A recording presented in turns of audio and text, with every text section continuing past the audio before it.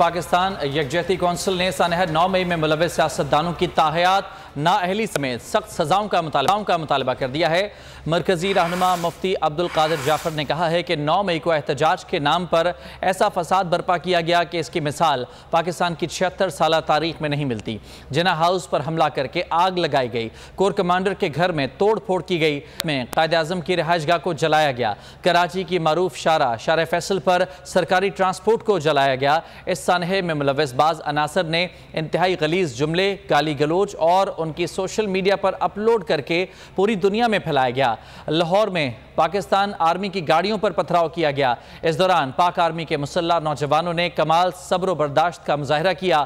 پاکستان کے عوام کی اکثریت کے ساتھ ساتھ مذہبی، سیاسی، سماجی جماعتوں اور بالخصوص علماء کرام، مفتیان کرام نے پاک فوج کے ساتھ یکجہتی کا کمال مظاہرہ کیا۔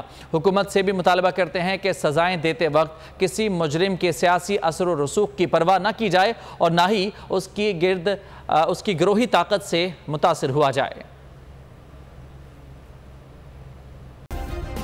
سبسکرائب کریں اور بیل دبائیں تاکہ کوئی خبر رہ نہ جائے۔